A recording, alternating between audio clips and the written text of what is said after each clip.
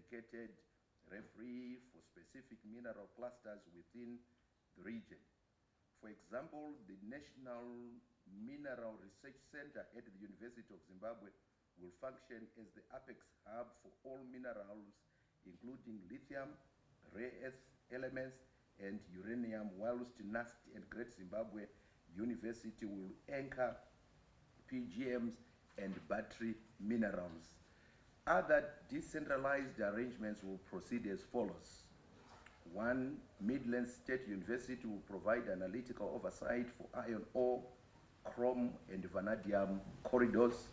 Number 2, Manicaland State University of Applied Sciences will focus on national diamond and gemology suites.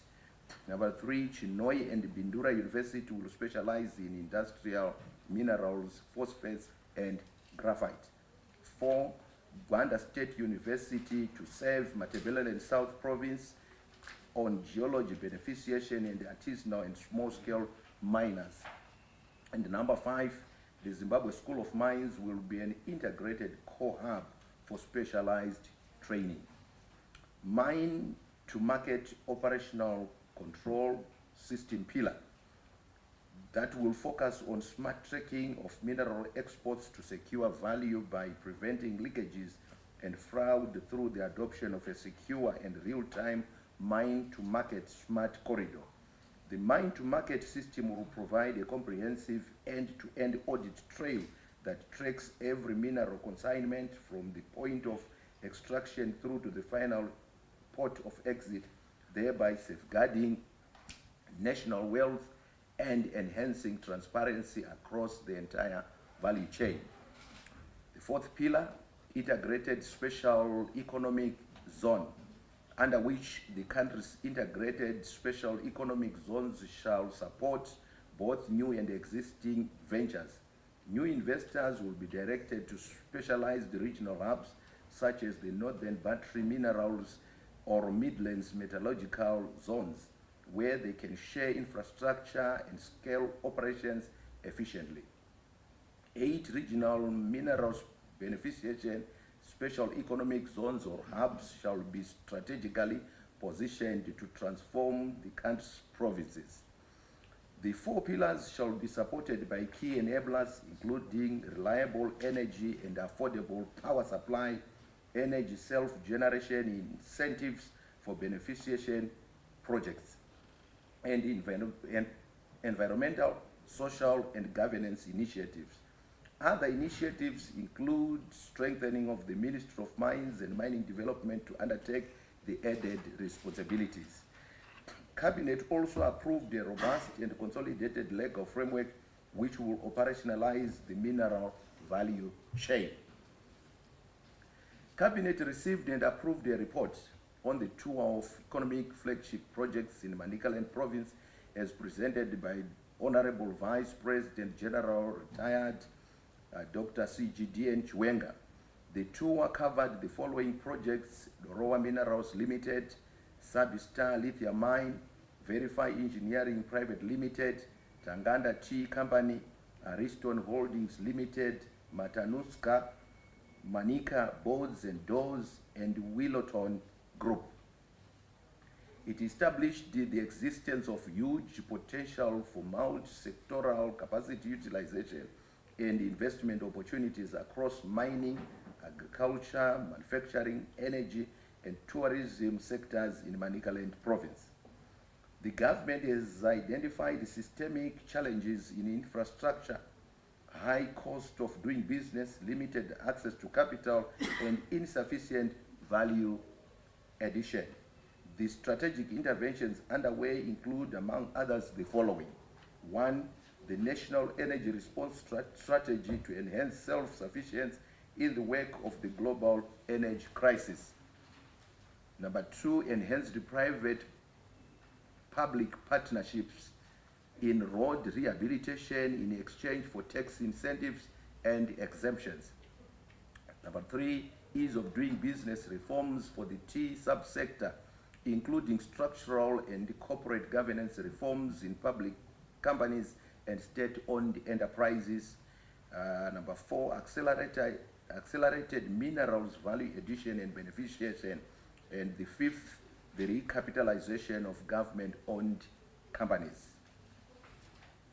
Honorable Daniel Garwe, on behalf of Honorable Vice President Colonel Retired Dr. KCD Mohadi, the Chairman of the Cabinet Committee on State Occasions and National Monuments, presented an update on preparations for the 46th Independence Day anniversary celebrations, the 2026 Children's Party and Legacy construction projects in Matabeleland South Province, which was adopted by Cabinet. Preparations for the 2026 Independence Day celebrations, the Children's Party, and legacy infrastructure projects are well advanced, with most expected to be completed prior to the celebrations. Key construction activities at the main arena, the stadium, and access roads are on schedule to be completed by the 15th of April 2026. The construction of major access roads, including Bulawayo Mapisa and Gwanda Mapisa, is ongoing and targeted for completion by August 2026. In the interim, measures will be taken to ensure these roads are trafficable and the tours are closed in time for the event. Repairs to stormwater drainage, grading and graveling are underway on other major roads, including Mapisa Mfowengs, Sanyetsen Manama, and St. Joseph Sanyetsen, as part of ongoing maintenance works to improve access to the celebration venue. The Children's Party is scheduled for the 17th of April 2026 at Maheche Primary School, with 3,050 child delegates participating. His Excellency, the President, Comrade Dr. Emerson Dambudzo Mnangagwa, will host the event. Meanwhile, the Independence Torch Relay commenced on the 10th of April 2026 with the lighting of the flame at Zezani Assembly Point in Matabeleland South, which was officiated by Honorable Vice President Dr. CGDN Chwenga. The torch is being conveyed through districts in the province and will be received at Ratanyana Liberation Site on the 17th of April 2026 by Honorable Vice President Dr. Mohadi. It will then proceed to Mapisa, where athletes will hand it over to His Excellency the President on the Independence Day. Logistical arrangements, including transport, food, security, invitations, and media, are in place.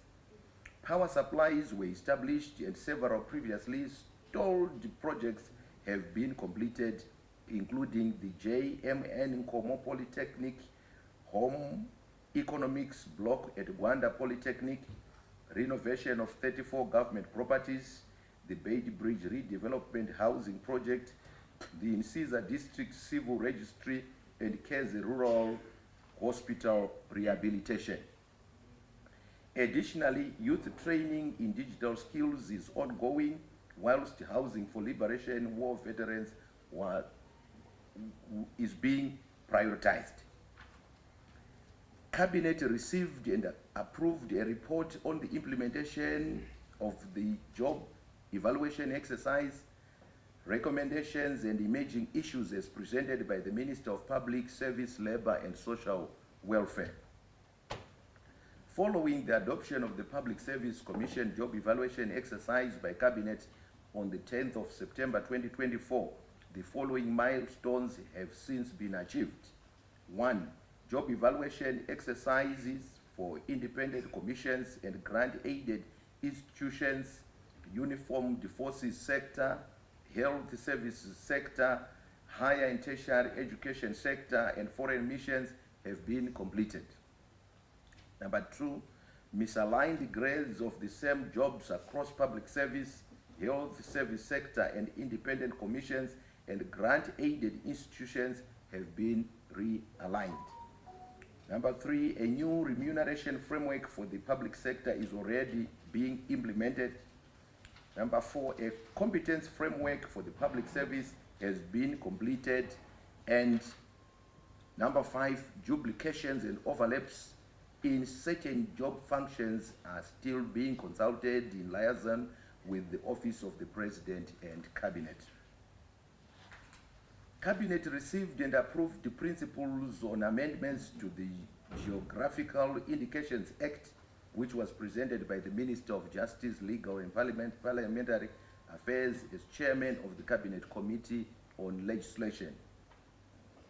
The principles seek to amend the registration and protection of indications identifying products as originating in a particular area as enacted in 2001 in the Geographical Indications Act, Chapter 26.06. The amendments will align the Act to international best practices, including the World Intellectual Property Organization's Geneva Act of the Lisbon Agreement and the African Regional Intellectual Property Organization Model Law on Geographic Indications. The amendments also seek to facilitate effective implementation, prevent the private capture of collective names, and strengthen the protection of Zimbabwean geographical indications in a digital and global trade environment. Cabinet received and approved a report on the 15th session of the Conference of Parties to the Convention on Migratory Species, as presented by the Minister of Environment, Climate and Wildlife, Honorable Dr. Evelyn Ndlovu. The Minister of Environment, Climate and Wildlife led a delegation to the 15th session of the Convention on the Conservation of Migratory Species in Campo Grande, Brazil, from the 23rd to the 29th of March 2026. Zimbabwe's participation underscored the country's commitment to collaborative conservation of migratory animals such as elephants, bears, and other species. In particular, the delegation sought to advance the country's interests, namely the inclusion of the declining Zimbabwean cheetah population under the Convention on the Conservation of Migratory Species, Appendices number 1 and 2, the removal of barriers to migration and the protection of the vital corridors, the standardization of conservation protocols for carnivores, and the need to promote strategies to counter the global decline of species. The convention successfully pushed for increased ecological connectivity, resonating with Zimbabwe's efforts to manage transboundary wildlife corridors for posterity and prosperity. The convention expressed support for the African Carnivores Initiative as the primary framework for managing carnivores, and also adopted the Pantanal Declaration on Regional and International Collaboration on the Management of Transboundary Wildlife. More significantly, Zimbabwe won the right to host the Conference on the Conservation of Migratory Birds of Prey in November 2026. Cabinet received reports on progress made in the implementation of priority projects for the first 100-day cycle of 2026, as presented by the Ministers of Justice, Legal and Parliamentary Affairs, Public Service, Labor and Social Welfare, and Local Government and Public Works. The Minister of Justice, Legal and Parliamentary Affairs, Honorable Ziyambi, highlighted the following achievements under his purview. 1. Deployment of 4 out of the targeted 7 online application processes, namely deeds of grants, deeds of transfer, validation and deeds reissuance, and mortgage bond. Number 2, establishment of offices in Nyanga District, Manicaland Province is progressing well. Number 3, the overall progress on ground floor plastering and installation of roof covers for courtrooms and magistrates' offices at Gwanda New Court Complex in Matabeleland South Province has reached 92% of completion. Number 4, construction of Kwekwe New Magistrate Court in Midlands Province has reached 65% of completion, while construction of Cowdrey Park new magistrate court in Bulawayo Metropolitan Province is at 40%. The fifth project, establishment of the integrated electric case management systems in Manicaland and Mashonaland East provinces, is almost complete.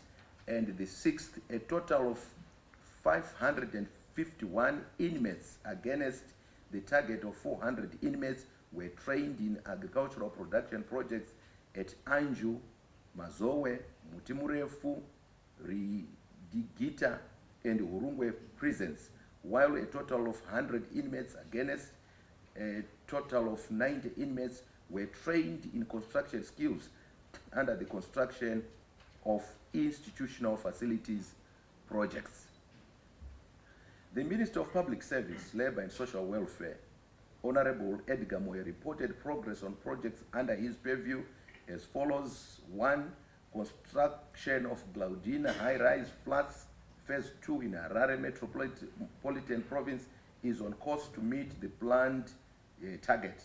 The second, the overall progress on the construction of 300 houses under the Accelerated Presidential Housing Scheme, Range More Phase 2 in Bulawayo Metropolitan Province, has reached 67% of completion.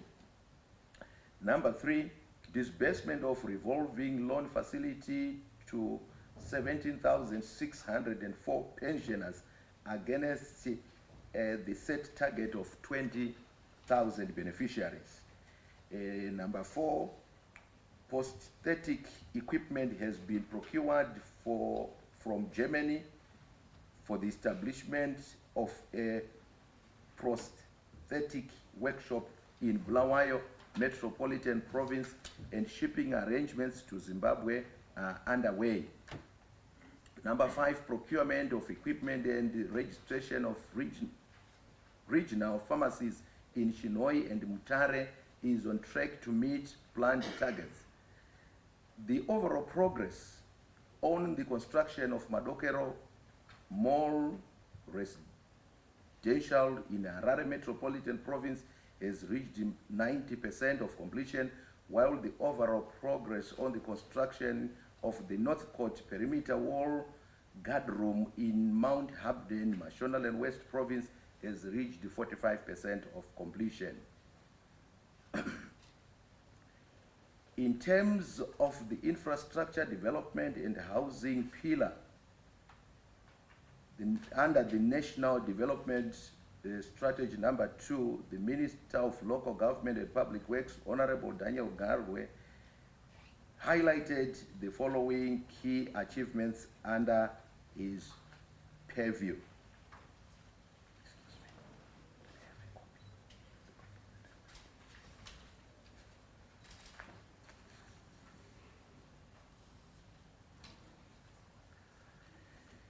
Number 1, development of the Munumutapa Youth Layout Plans, namely the remainder of Klipsham Layout Plan in Masvingo Province has been approved, while the Victoria Ranch Phase 2 in the same province and Victoria Farm in Kadoma District, Mashonaland West Province, are on course to achieve the set targets.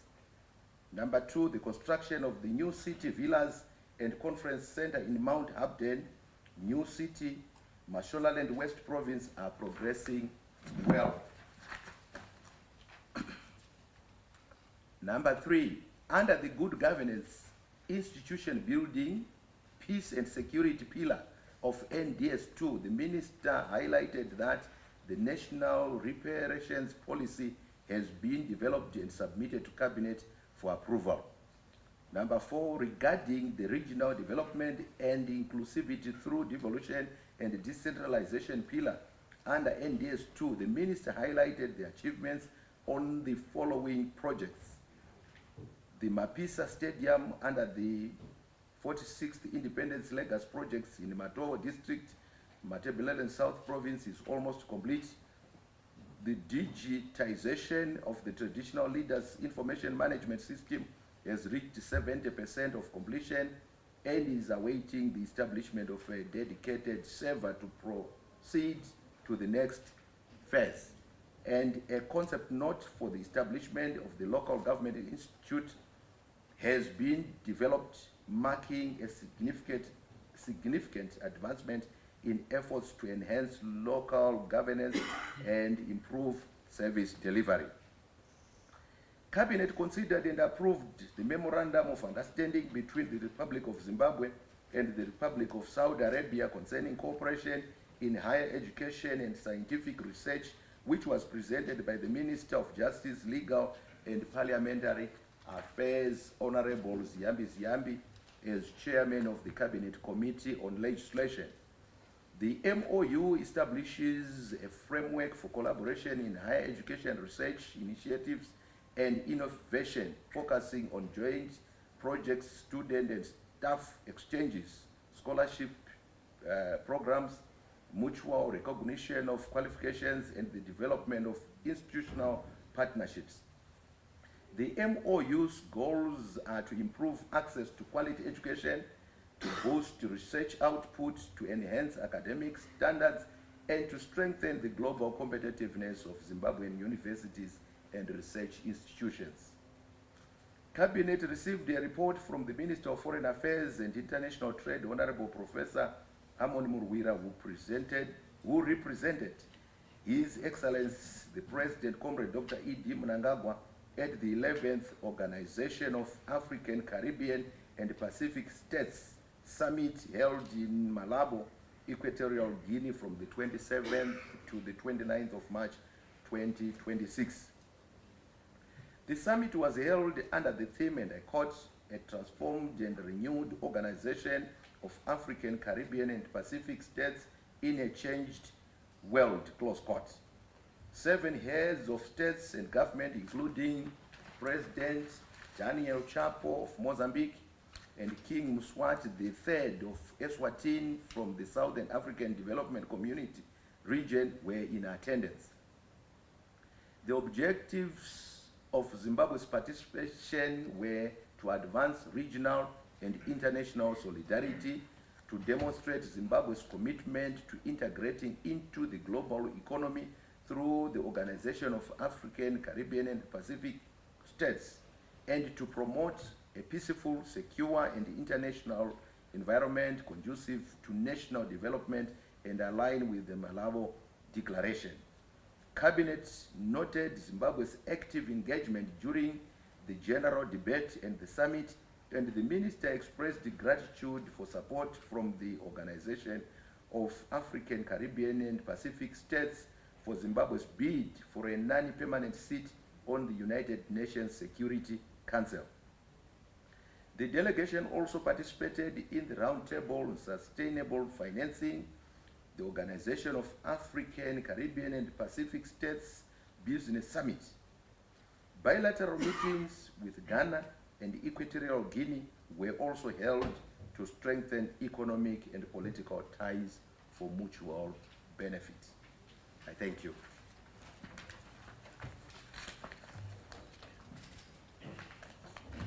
Thank you very much, Honorable Minister, for presenting today's Cabinet highlights. We now move to the first round of 3 questions.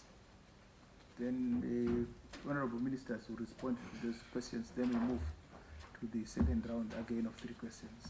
Over to you, colleagues.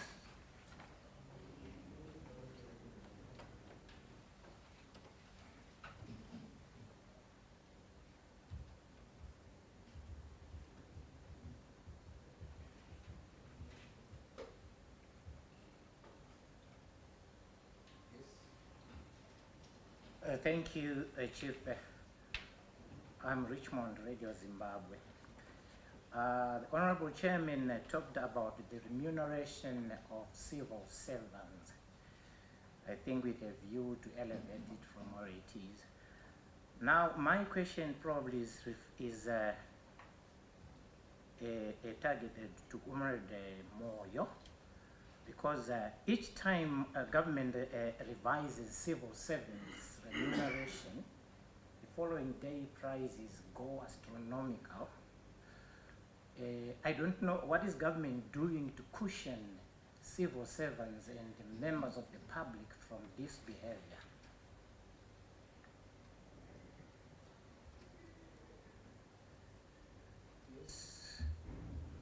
Second question.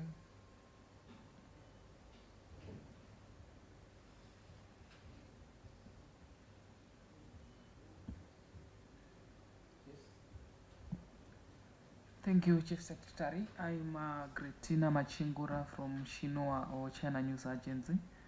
I don't know who's going to take up this this question, but since you say the government has adopted the mineral value chain for mining beneficiation industries in the export framework, I just want to find out on the export of lithium concentrates following the ban.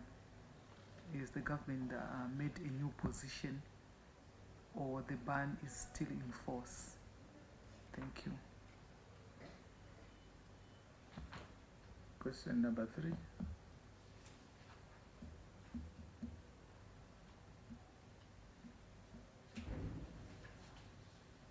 Over to you, Honorable Minister.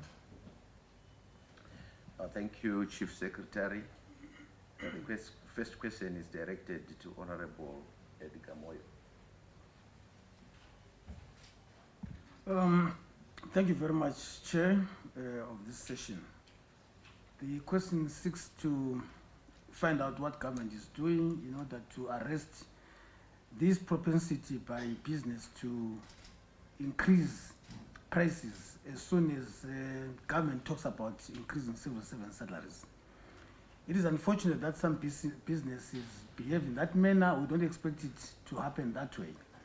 Businesses should their price model should not be influenced by what people earn, but rather by their cost escalations.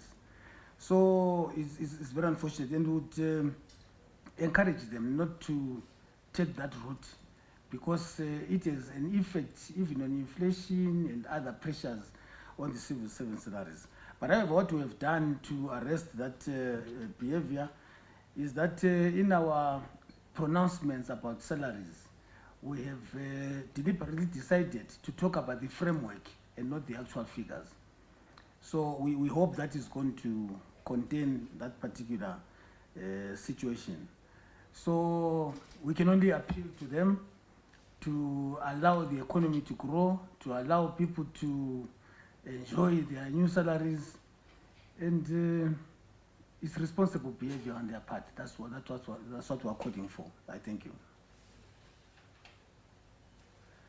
Thank you very much, Honorable Minister. Then from Machingura, whether government has changed its position on lithium export bans, I would say the ban is still in force, and the position that was taken today is to strengthen how value addition and beneficiation has to happen in the country, given that they are supposed to be standards for value addition. Some laboratories will have to be established to ensure or to validate that a mineral, before it exits our borders, it has been checked in terms of compliance with the standards for exports, and also there will be a tracking from the mine to the market. And in short, I would say the ban is still taking effect, and I would say it's not only affecting lithium. All minerals have been banned in terms of exportation being in the ore form. The position of Zimbabwean government is that minerals have to be beneficiated, some value have to be assigned, and some jobs should also be created in the process. So this is the position of the government of Zimbabwe. I thank you. Thank you very much, Honorable Ministers, for responding to those questions. We move to the next question.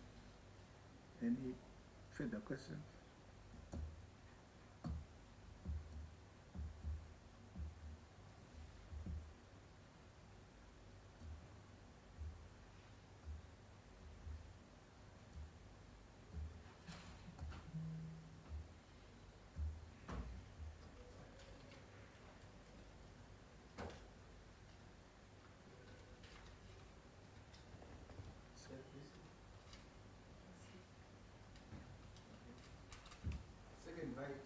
Sure, thank you again, Chief Secretary.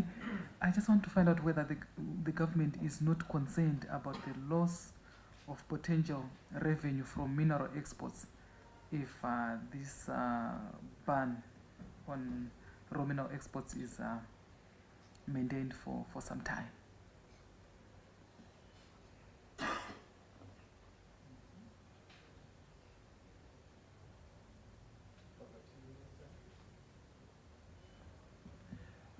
Thank you, Chief Secretary.